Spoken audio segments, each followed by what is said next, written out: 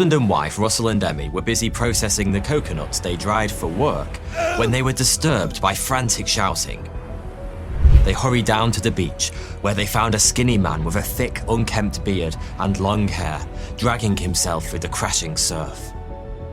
To say the discovery was a surprise would be one of the biggest understatements in all of human history. Eben Atoll is part of the Marshall Islands, a name that'll be familiar to regular viewers, as it cropped up in my video on Amelia Earhart as one of the possible final resting places of the famous aviatrix.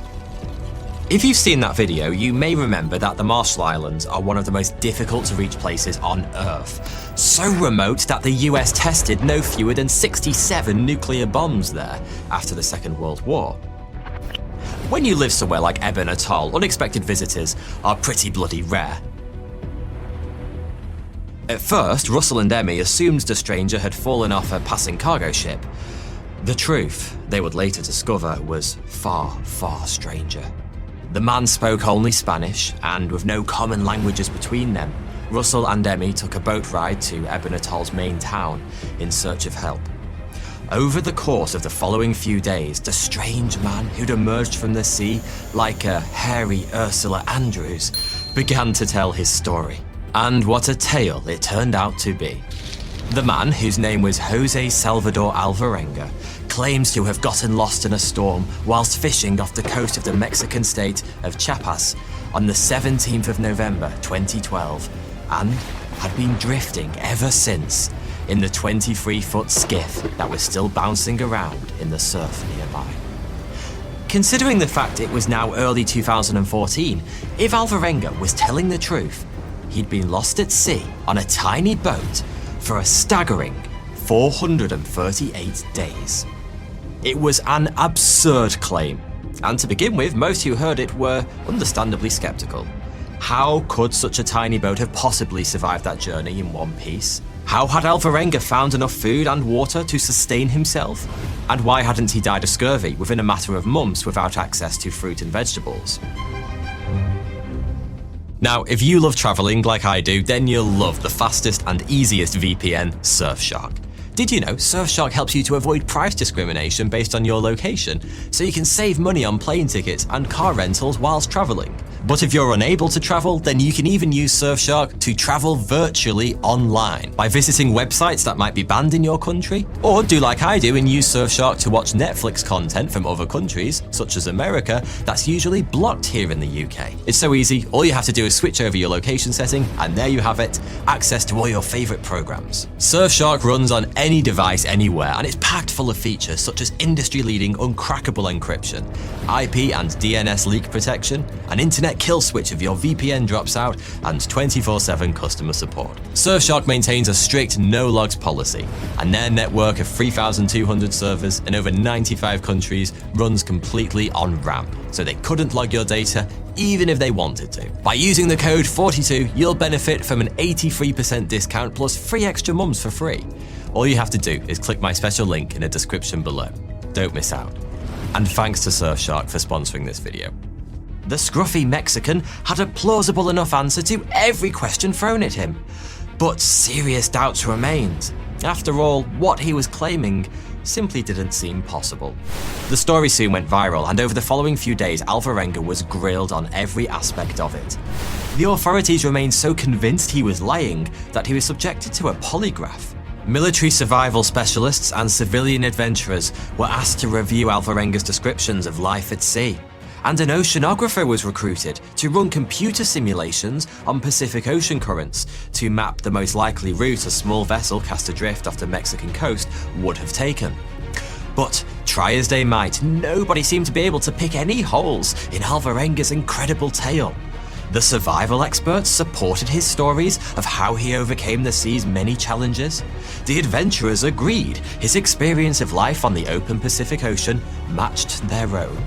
And the oceanographer's simulations predicted Alvarenga's skiff would have passed within 130 miles of Eben Atoll.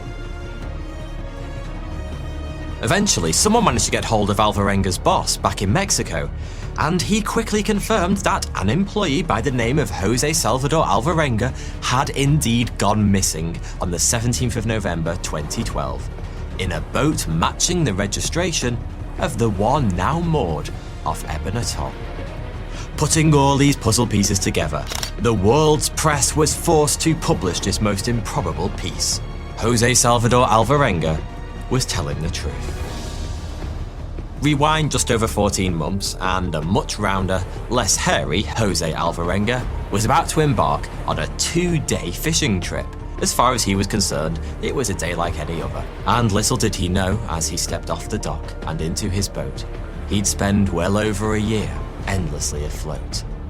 The only minor inconvenience at this point was that his long-time fishing partner had pulled out of the trip at the very last minute, meaning a replacement had to be found.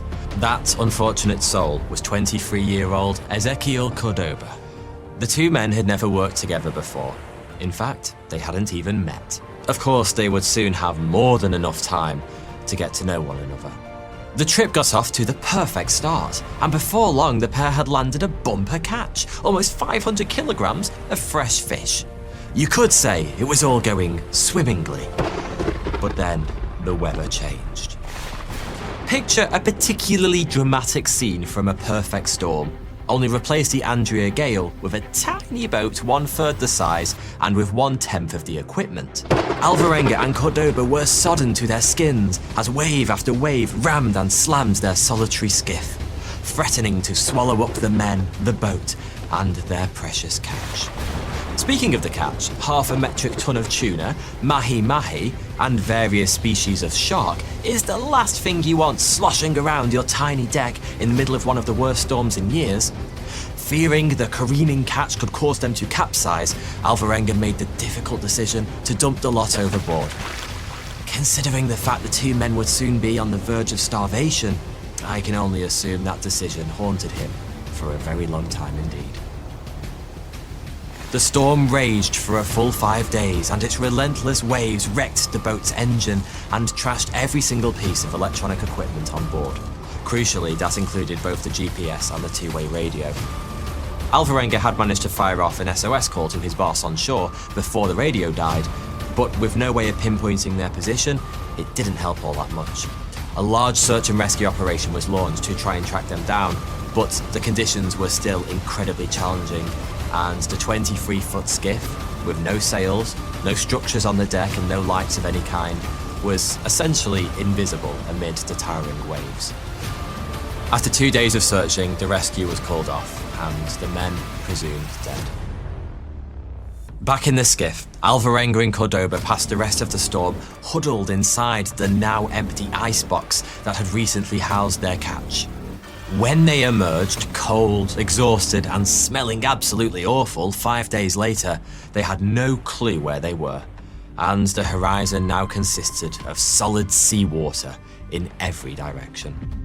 In the cold light of day, the two men took stock of their situation, quickly coming to the conclusion that they were, to put it mildly, f***ed. They dumped all their food and had barely any water, their fishing gear had been swallowed by the ravenous waves, and everything that required electricity to function was frazzled. The most pressing concern was the water situation. A human being can go a surprisingly long time without food. Scotsman Angus Barbieri survived a frankly preposterous 382 days consuming only coffee, tea and vitamins back in the 60s.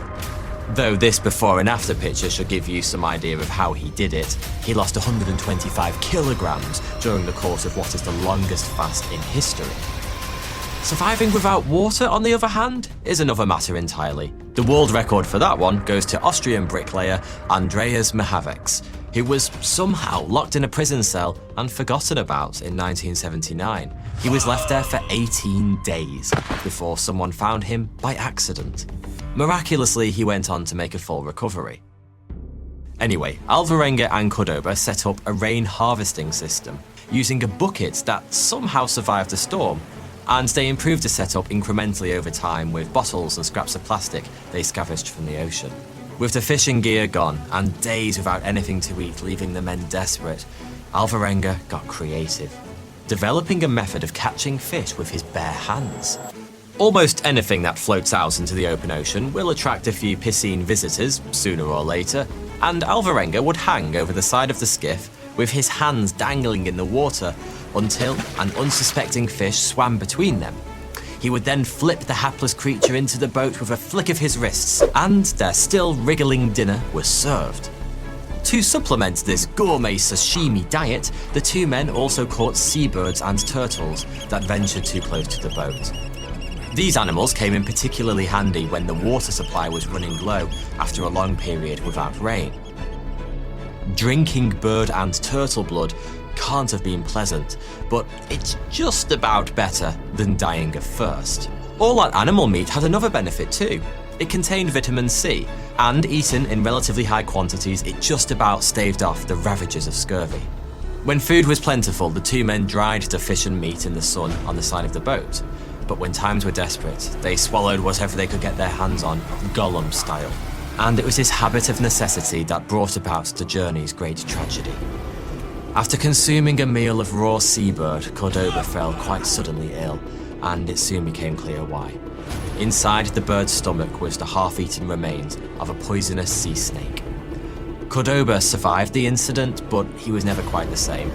He started refusing food entirely, and in his already weakened state, his condition quickly deteriorated. 4 months into the journey, he passed away.